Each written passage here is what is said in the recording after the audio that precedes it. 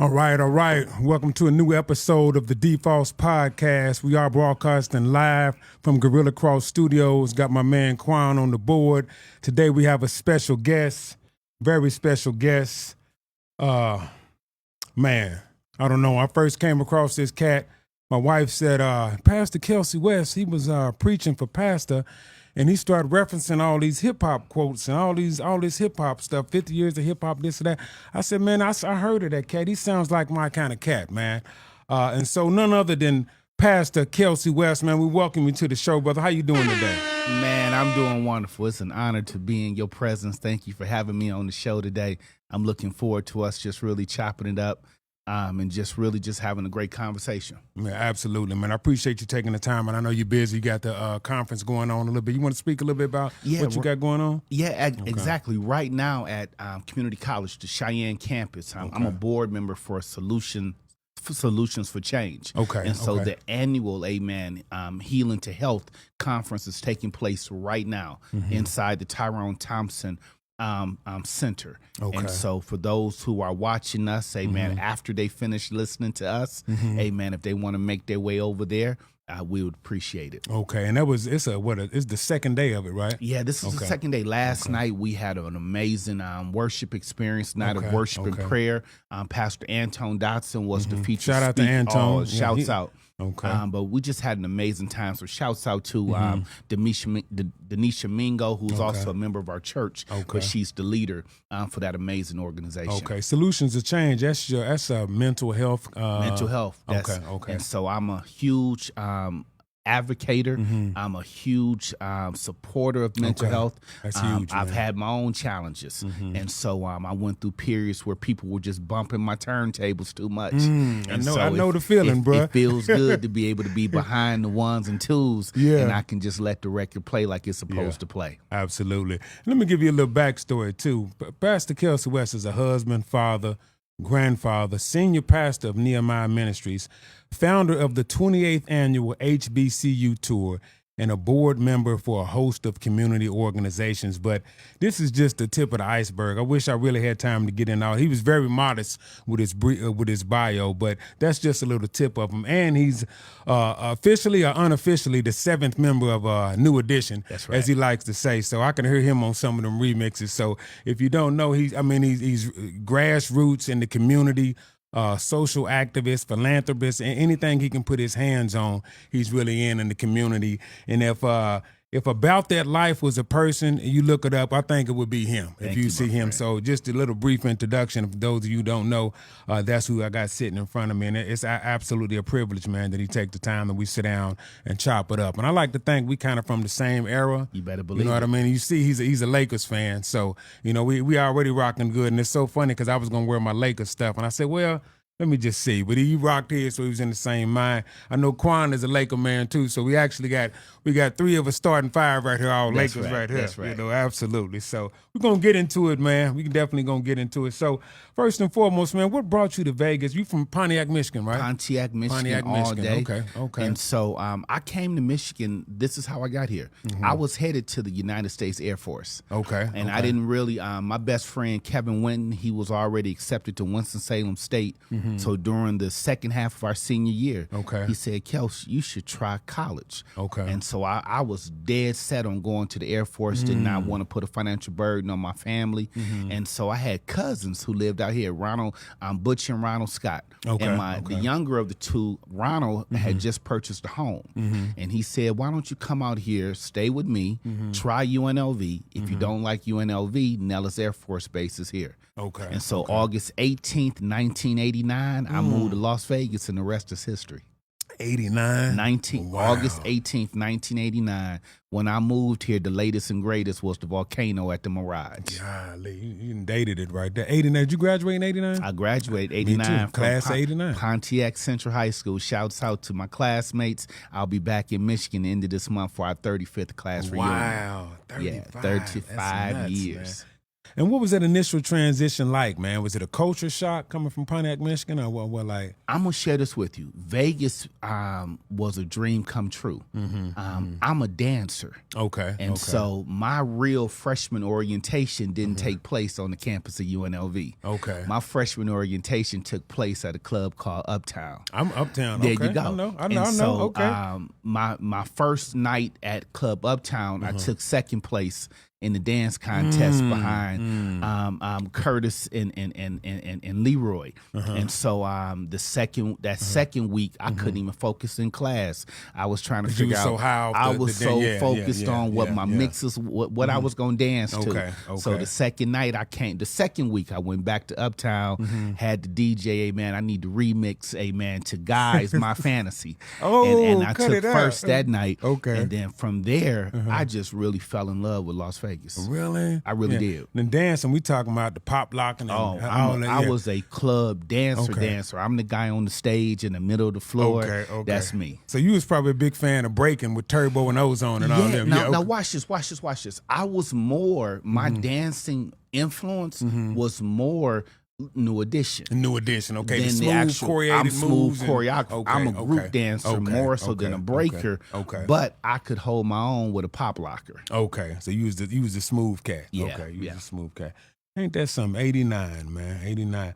And so, like I said, I think we from the same era, man. You grew up in the golden era of hip hop, man. What did that mean? What does that mean to you, man? Oh man, listen, growing up in Michigan, shouts out to Joe Louis Arena, who did not see in concert. And so I remember the summer of '88. Yeah, coldest summer. My coldest goodness, summer we ever. had so many albums drop. I'm a fan of when the Clear CD hit. Yeah, and we had the Clear CD of Run DMC's Raising Hell. I remember that. Yeah, I'm talking about my Adidas. It's tricky out there. Listen, Peter Piper. Okay. I miss the golden era of hip hop when we celebrated people being unique. Yes.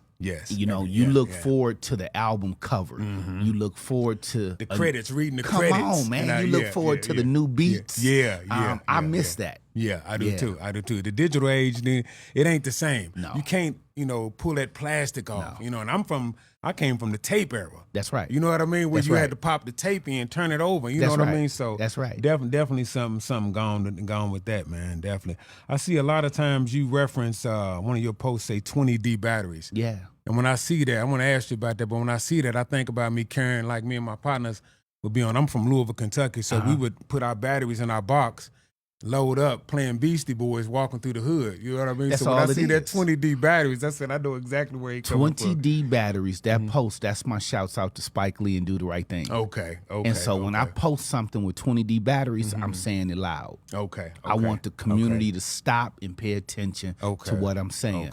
One of the things I think that's missing is that local. We need more local DJs, more voices like that. That's gonna really talk about. Shouts out to Lady AK.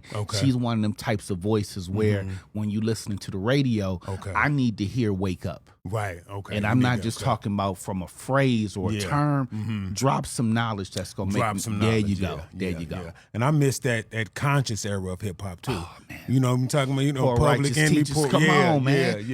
Listen. Shouts out to KRS-One. KRS-One. Although I was raised in some amazing schools, I had amazing African American principals and teachers. KRS-One was the one that made me say, "Wait a minute, let me look at my history a little bit different." And he was way back then. Why is that? That's you know right. what I'm saying? That's right. X-Clan. Oh, that's man. Right. That's right. Man. To the red, to the black. To the red, to the black. You know what I mean? So phenomenal era, man. I'm trying to think of some other cats in that era. Paris, I can't. It's so many Poor that was in that teachers, Poor Righteous Teachers. Leaders of the new school. Leaders of the new school. That the conscious rap, that's when I'm here.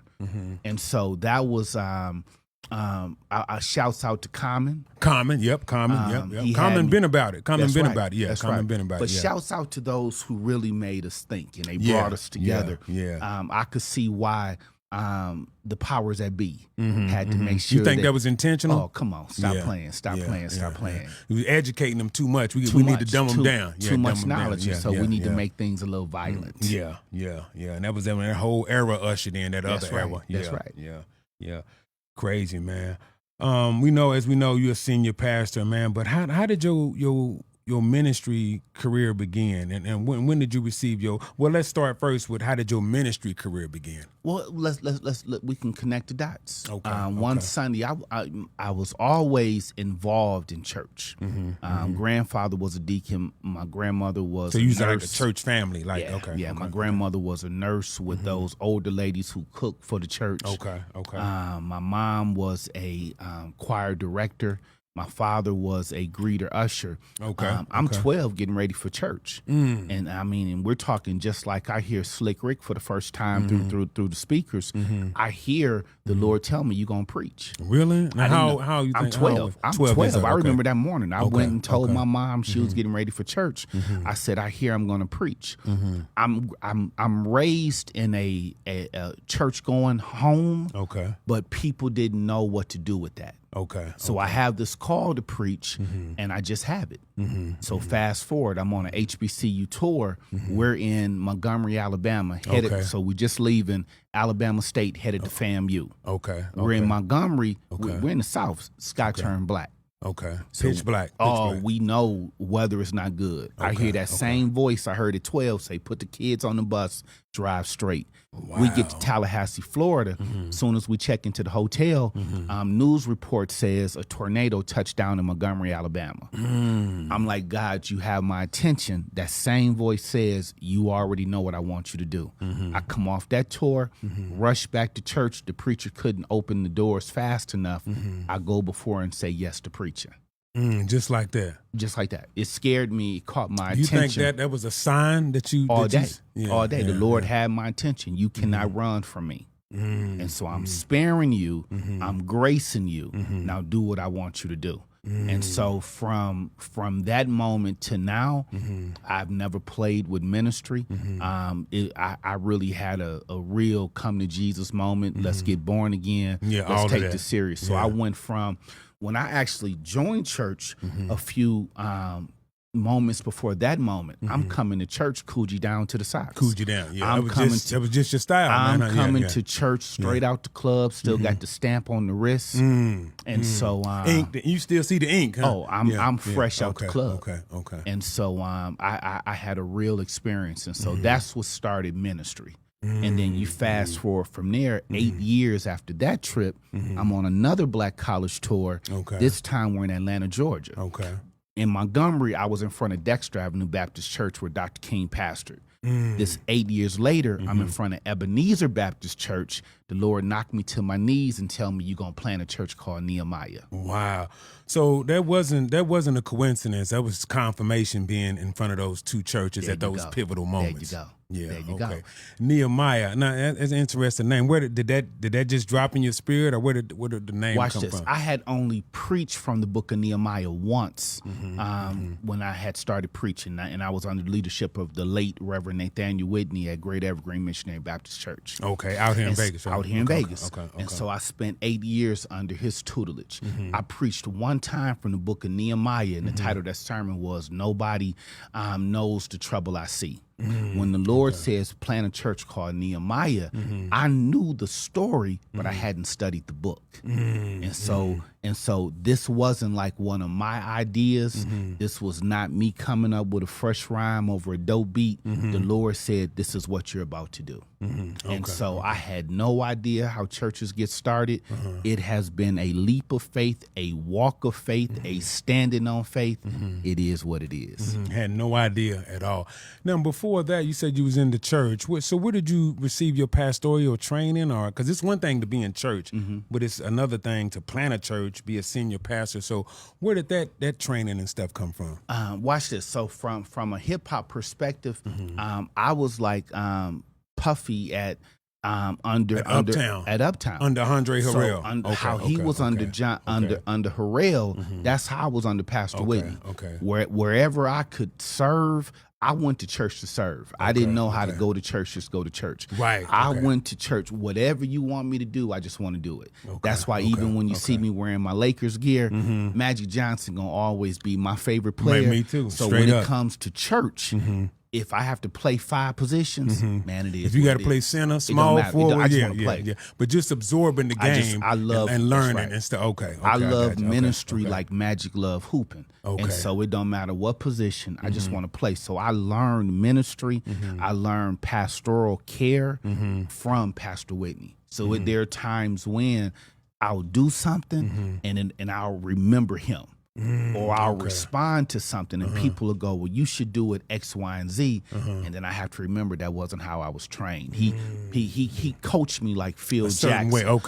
He called timeouts when it was needed. Yeah. For the most part, I'm going to let you play through this to learn the lesson. I got to let you play through it to see the lesson. That's how he taught me. Then you said he went on to be with God. He passed away. Do you feel that when he passed away, did you have enough time with him to gain everything you needed, or was it too early or too soon? What do you feel? I'm gonna say this. I wish I had more with him. I wish he had been able to see more of the fruits of his labor. But I'll say this. I'll always tell people, if you spend the right amount of time with people, you'll never have to fight over 2 minutes at a funeral. So because I spent so much time with him, when the Lord called him home, I was good. You was good. You felt you was ready. Okay, well, we spent time together. I traveled with my pastor. I sat at his feet, and so I listened to the same stories every week. Yeah, and that's what I always like to say too, man. Like in this game of life, it's like a clock you can't see. You know. We only know how much time has passed. What we don't know is how much is left. That's right. You know what I mean? We can't see that shot clock going down. So that's right. That's very interesting, man. So you planned, and so when was this that you started Nehemiah? 2005. 2005. That was our actual first service, and so we're turning 18 third Sunday of next month. Okay. But we started in our home with a Bible study, and then the Bible study turned into an actual service. Okay. So the first year was in our home. Okay. And then that group of people, including Pastor Whitney's daughter, Lisa Whitney, shouts out to her, they were like, let's have service. Really? And so from your home, did you jump straight to a building then? Is it it was growing and stuff like growing. that? If I would say if I could do it over again, I may have went the school route, things like that, because I think because of rent that we've shared, I've probably built a couple of churches. However, I will say this. When you are following God's blueprint, his plans, you just have to say okay. You just got to say okay. And he'll figure it out along the way. Yeah, when it's time for us to build a stadium in the house, I believe he's going to really make that happen. Yeah. A stadium. Yeah, I'm sure he'll take care. Hey, what they say, if it's God's will, it's God's bill. He'll figure it out. He'll figure it out. Yeah, absolutely, man. I definitely gotta check you out, man. And so you mentioned too that you studied at UNLV? Yeah, so watch this. This is how real it is. I was so into hip hop and dancing, and so remember 89 to 91, you got BBD. They dropping poison. So I'm mental. I'm mental. Mental. Yeah, what they say. Yeah, it's all mental. I'm mental. I'm doing my thing on the campus for UNLV to the point where they expel me. They expelled you? They expelled me. You was going too hard. I was going too hard in the paint. So UNLV expels me. Shouts out to CSN for rescuing me. But this is my story. I was spiritually born again at New Bethel Baptist Church in Pontiac, Michigan. Okay. I was academically saved on the campus of Hampton University. When I flunked out of UNLV, I went to visit friends. I did my own tour.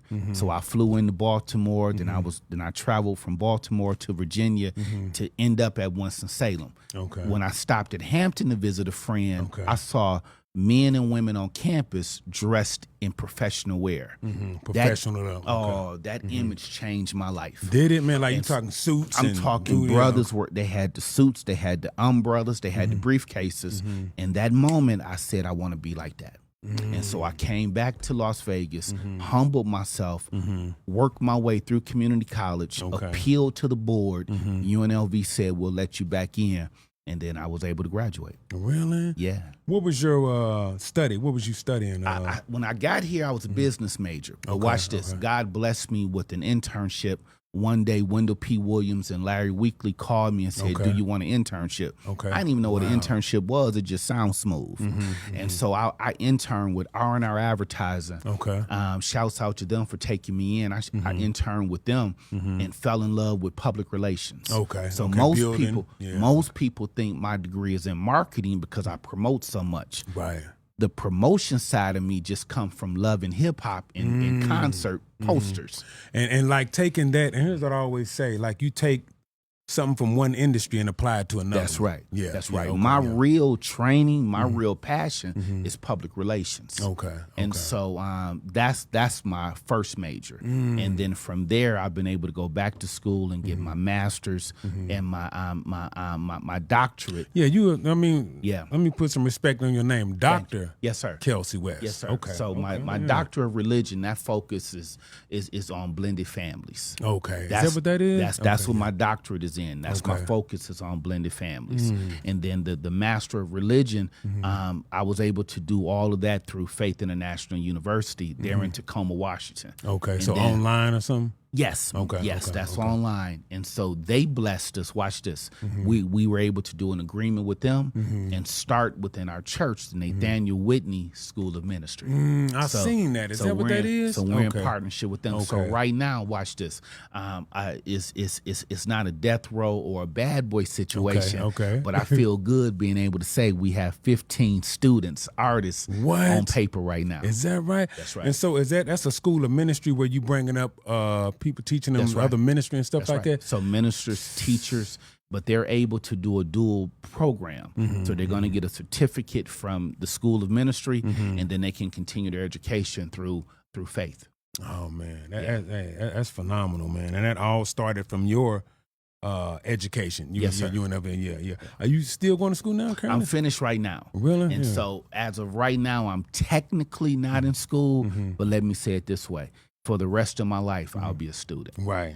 They say, long as you're green, you're growing. Oh man, and schooling, it really never stops. It man. never stops, man. And so I'm leery of people. I'm leery of people who retire from learning. Okay, you really can't. Yeah, you really can't. Yeah. Man, that's a lot, man. That's a lot, bro. You connected, man. You connected, man. You helping a lot of people. How did the HBCU Tours start, man? And you say this is the 28th annual. Yeah, this is 28 years. Actually 28 tours in 30 years. God, and so 30 years ago, I'm just again visiting my friend Kevin at Winston-Salem, having a great time. I'm at Winston-Salem, watch this, when Arrested Development is dropping and Mary J. Blige is dropping the 411. Her first album. That's when I'm on the campus of Winston-Salem. I already know where you're at. Then we're talking, and it's like, Wes, we need to expose kids to HBCUs. Come back to Las Vegas. Let me just see what happens. Put a tour together. I had no idea 47 parents would trust me after I brought my mom in.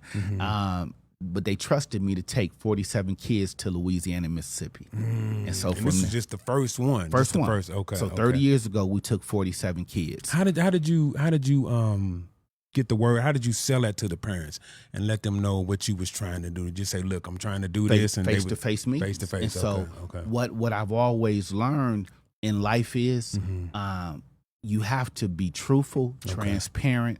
What you say you're gonna do, just do it. And so brought those parents in, had our meetings. They said yes.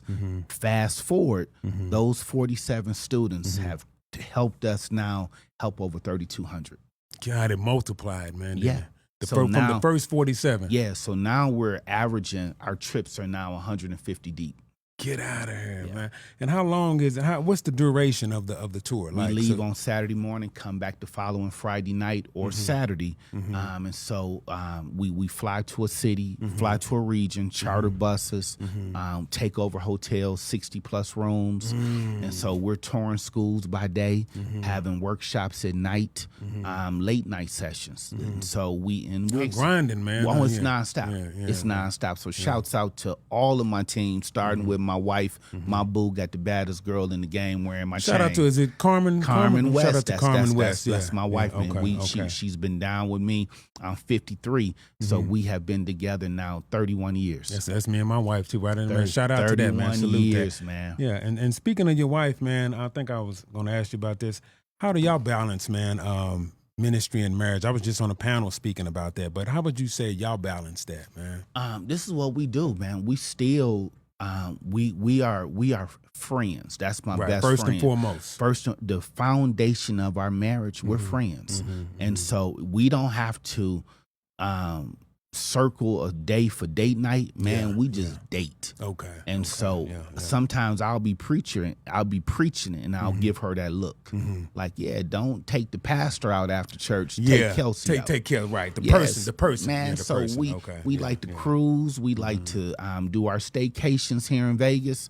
And then again, man, we'll go catch a concert in a minute. Yeah. Oh my goodness, yeah. So no, we balance ministry and marriage by making sure marriage gets more of us, if possible, than ministry. Ministry. And you, like you said, I was talking to my wife about this, man, Pastor Sharonda, that you gotta have an integrated life. So it's not like I'm here over here. We just gonna make this thing work together. We're gonna weave it in and make it work together. And she will tell people she's not coming home to a different me. It's the same you. Same me. Okay. I'm listening to New Edition at home. I'm talking about New Edition at church. Right. Okay. You rolling it into your sermons and all. That's it. Hey, you can't go wrong with that good old R&B though. You know what I mean? You definitely can't go wrong, man. For real. That's good though, man. That y'all can do that. Have you ever been bivocational in your whole journey? Yeah. And I'm still bivocational. With people, the misconception is that I just pastor. Okay. And so no, I probably right now 4 to 5 jobs. Okay. And so I'm always having my hands in something. Okay. So that way I can take care of the bigger pictures. The bigger picture, right? Yeah, to feed that. And I was going to ask you that too. That was my next question. What would you say is what is one of the biggest or some of the biggest misconceptions of being a pastor? The biggest misconceptions, number one, we don't make mistakes. Number two, we're always thinking Bible study church. Number three, we don't know how to have fun. Okay. Number four, we don't need genuine friendships. And number five, we don't hurt. Yeah. For whatever reason, people think my 5'7" frame, I wear a Superman or a Batman suit. That's not the case. Bullets don't bounce off me. Right. I wish I could bend steel with my hand. That's just not the truth. Yeah. And so sometimes, and then I'll also say this, and I'll say this respectfully. Sometimes people treat pastors as if because you start pastoring, you forget where you're from. And sometimes I have to remind people the same way you just wouldn't want to mishandle a father with how you talking about his children in the hood. Remember, those are my children. Okay. Remember, that's my wife. I understand that's your first lady. Yeah, but that's my wife first. Player. Okay. That's Yeah. And people forget that. That's a lot, man. And they think heard another pastor say they forget that you're human. Yeah. You know, beneath the anointing, beneath the talent, you know, and all that, you still, it's a human aspect to it. You're human, and I think people forget as a pastor, it's a hurting thing when somebody takes a shot at your spouse or children, and you know they're looking at you like, you're not going to do nothing about this. So I'm trying to grace the individual through this, but I still have a family going, you just going to let this go down? Yeah. And sometimes people really forget that. Yeah. Trying to push your buttons almost. Trying to push your buttons. Yeah. That's just wild, man. And I know you being in the pastor community, it's a lot of other pastors that you know and we're pretty well known in the circuit, man, and that everybody got their own cross to bear. That's right. And they carrying it the best they can. The best they can. And so everybody needs grace, love. Everybody needs to be poured into. Everybody needs mentors. Everybody, you need a team of people who will help you remain humble and who will help you remain on point. That's why I miss when you say like our golden era of hip hop. I miss our golden era of neighborhoods. When older people would tell you, you know, take that down the street. Turn your music off. We don't do that. We don't do that over here. We still need that in the pulpit. You think like the Midwest and out West, it's a cultural thing? It's a different, or it's just a era thing? Do you think both. It's both? a combination of both. Okay. You have your cultures. Now we have a lot of blending of cultures, but we also have eras. This era is totally different.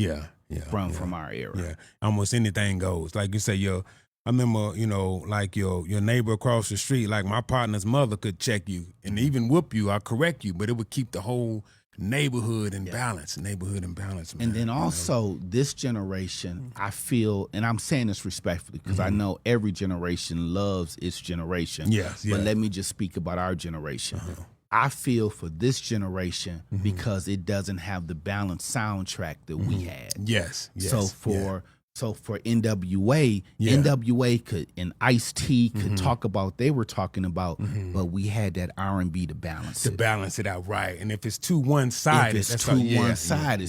I can't imagine growing up in my neighborhood without R&B to calm us down. Yeah, because R&B, that was the smooth, the calm. You talking about your, like you said, your Guy, your Keith Sweats, your Anita Bakers. And that summer of 88, you got Keith Sweat, Make It Last Forever. You got Al B. Sure, Effect Mode. You got New Edition with the Heartbreak, Bobby Brown, Don't Be Cruel. That was a powerful That was summer. a powerful. I don't think we'll never see another one like that, man. All them records came out. Dropped at the same time. Yeah, you're right. And then it was some that slipped through the cracks. That's right. You know what I mean? That's right. So that's big, man. That's big.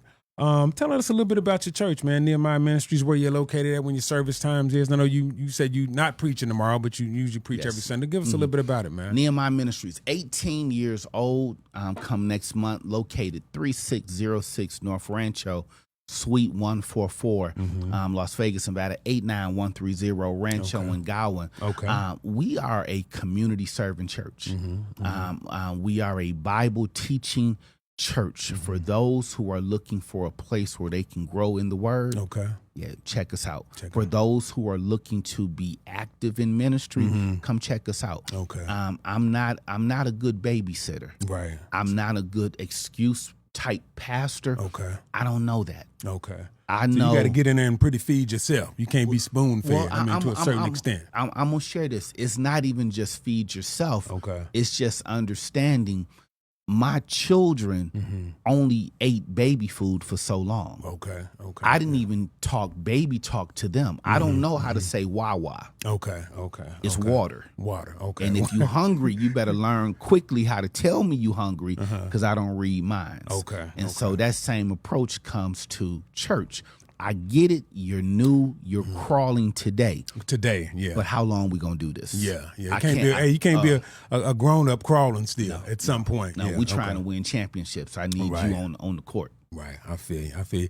Quan, if we can cut to that clip, got a clip I want to play. Okay.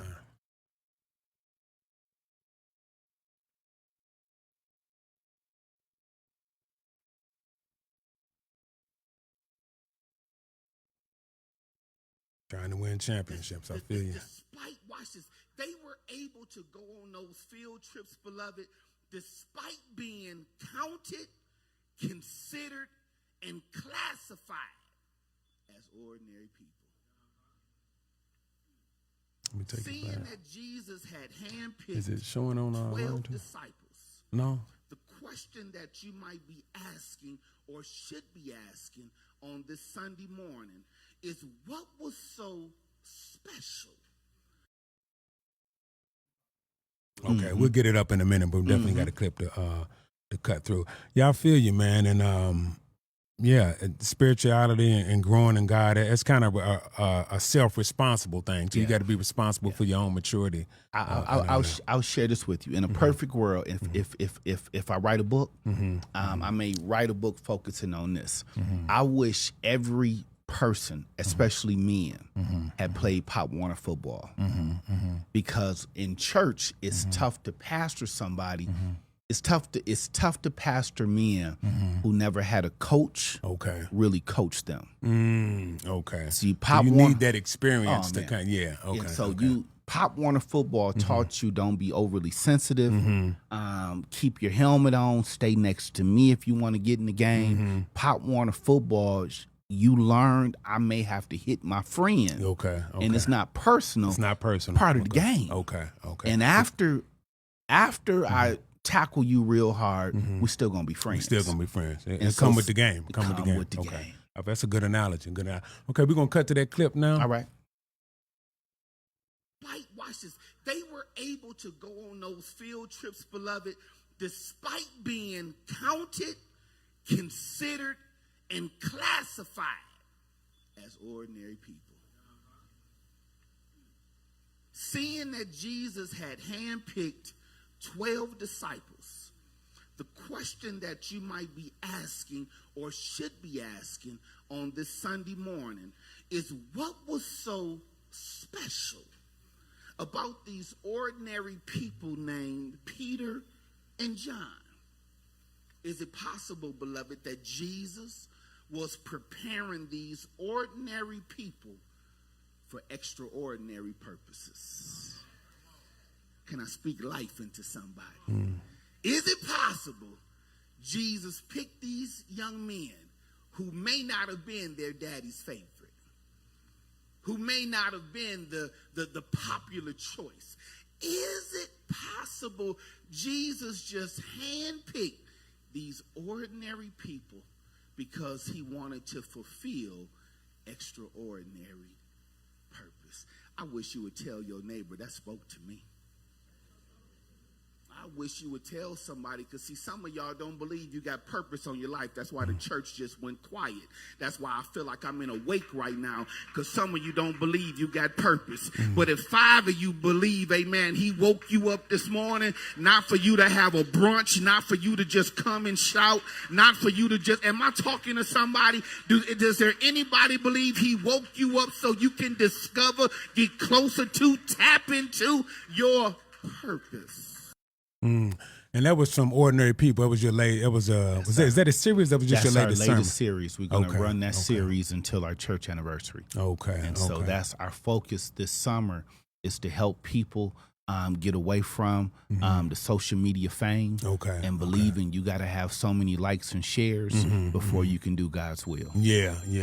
And it is possible to say like that. Ordinary people, everyday people still have a purpose and a call on their life to do something extraordinary. Prime example, like you said, how God used Peter and John, right? You feel that so? Just regular people. And I think a lot of times when people come to church, people are made to feel, if I don't have this pedigree, if I didn't come from this stock, if I didn't live here, if I don't make this amount, I can't be used. Or if I don't drive this, live here, I'm not blessed. And I don't find that in the Bible. Right. Nowhere in the Bible. I find from Genesis to Revelation, God used regular cats like us. Yeah. The most least likely. That's it. That's it. Amen. What do you think the key is to people closing the gap on that space? What I think is the key? Yeah. People being truthful in their testimonies.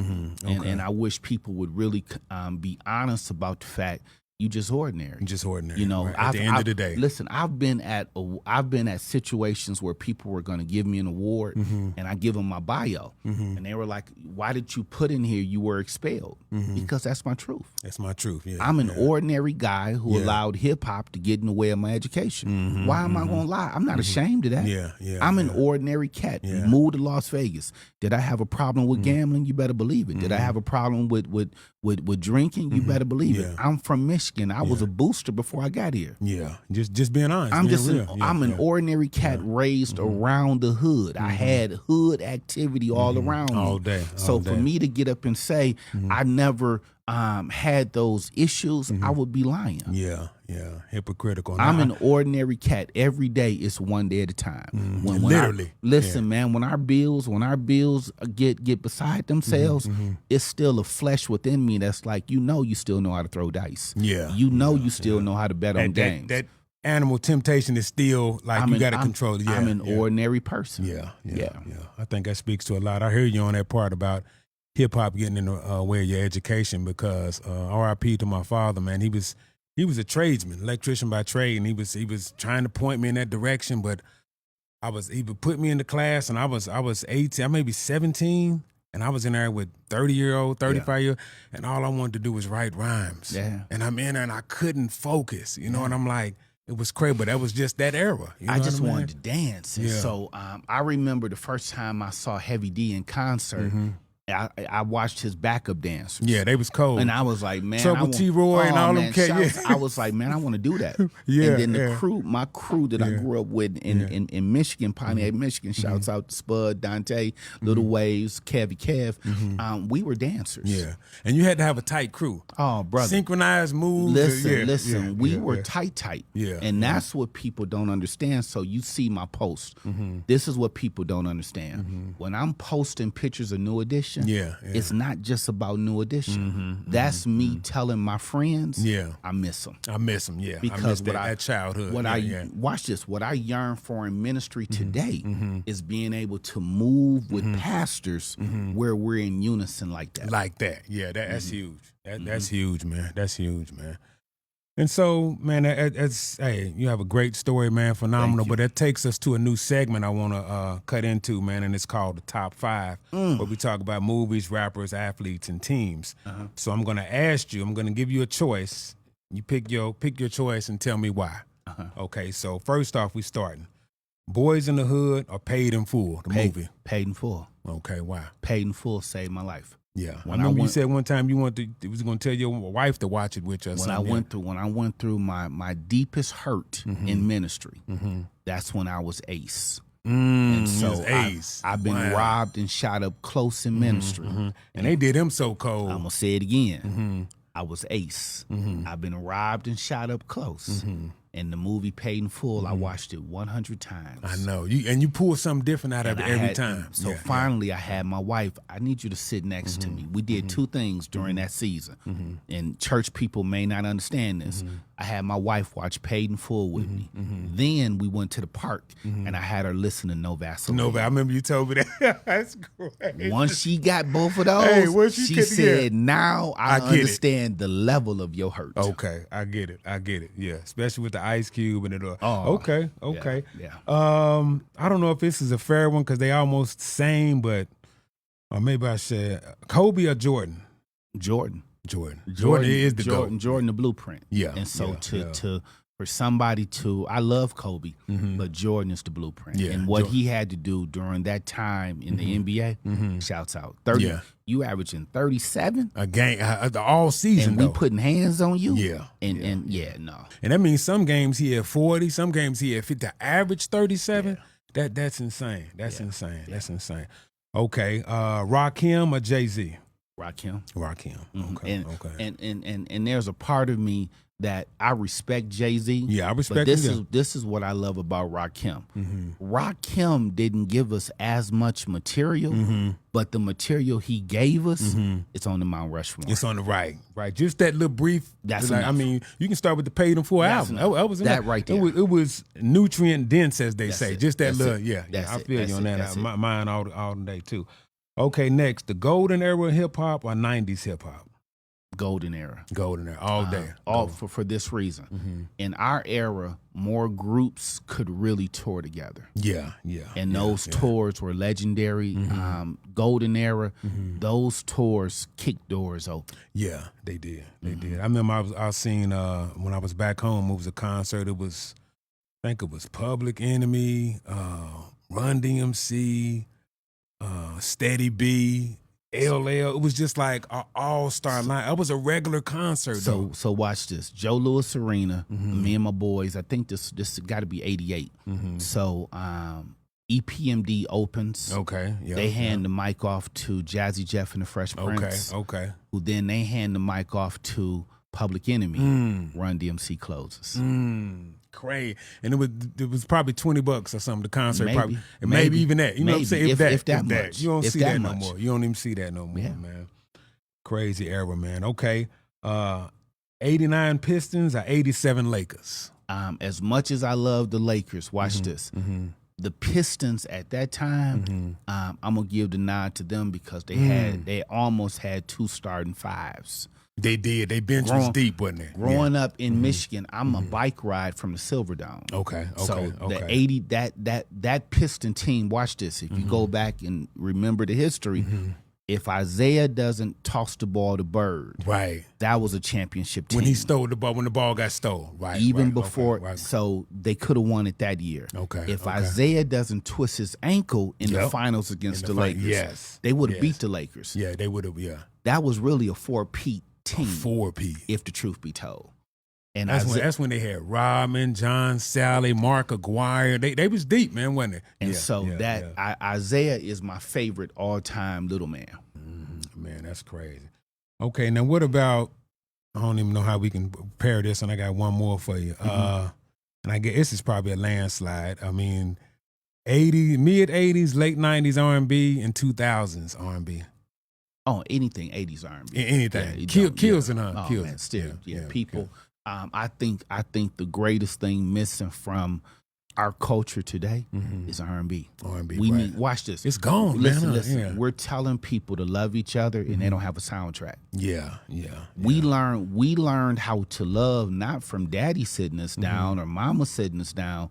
We learned from listening to the albums. It was them records. And then our love letters, man. How do these cats know how to write love letters? We would open up the albums and just write what Stevie wrote. Right. Yeah. Absolutely, man. Absolutely. Well, man, Pastor Kelcey West, man, I appreciate you, man. I feel like you a cat I ain't never met, but we could chop it up on so many different levels, man. And I like how you put it on your post, said, man, we're going to be on the porch of the D.Fos podcast. And that's what this felt like. Just sitting on the porch, chopping it up, a glass of Kool-Aid right here. Right. So, That's what I right. mean? So I absolutely appreciate it. Anything else you want to leave the people with, man? Anything you got going on we need to know about, or just any final thoughts, man, that you got, man? Listen, the main thing I want to share today is I want to thank Las Vegas for letting a cat like me be myself. Thank you for making this annual HBCU tour a success. We're registering students right now. Look us up, 32nd Street Theater. Also, 32nd Street Theater, okay. Help us celebrate 18 years of ministry. Join us third Sunday in August at Nehemiah Ministries. We'd love to have your support. Lastly, take every moment you can to enjoy the moment. Yeah, that's true. Now, when is the HBCU Tours happening? It's actually, watch this, our next tour is March 15th through the 21st. Okay. And we're going to take 168 people to visit Georgia, Alabama, and Florida. Okay. And now, how can they get more information about that? They can get more information. Go to our website, www.32ndstreet.us, 32ndst.us, or you can call me, 702-860-6638. Okay. And so feel free to reach out so that way we can help your student 9th through 12th grade be exposed to what a different world still looks like on the campuses of HBCUs. Okay, and I'm going to post that 32nd Appreciate it. Street. I seen 32nd Street. What is that, man? Watch this. Okay. Before I started pastoring, I used to write plays. Okay, that's what And the name of our theater company was 32nd Street Theater. And that was back before Tyler Perry. That's back when I was chasing David E. Talbert. He was the black playwright at that time. That I remember was David E. inspiring Talbot. me. I remember, okay. But 32nd Street Theater, watch this. You got to put this together. Magic is my favorite basketball player. That's number 32. 32. Street comes from when I was a little boy, I was watching a documentary with my grandmother on Sugar Ray Robinson. Okay. And the documentary talked about how he owned almost a street in Harlem. And I told my grandmother when I was little, one day I'm going to own my own street. Okay. So you put all that together. You put all that, the 32nd Street. There you go. Yeah, that's dope. That's a dope Lakers warm up too. I got to give it to you, man. Hey, that's dope, man. Thank Phenomenal, you so man. much. Okay, man. Pastor Kelcey West, Dr. Pastor Kelcey West. We signing off. Nehemiah Ministries, Gorilla Cross Studios, D.Fos Podcast. I appreciate you, my brother. Thanks for your time. I know you're busy. Got to get back to your thing. Absolutely a pleasure to conversate with you and chop it up, man. D.Fos Podcast. We out to the next episode. Peace.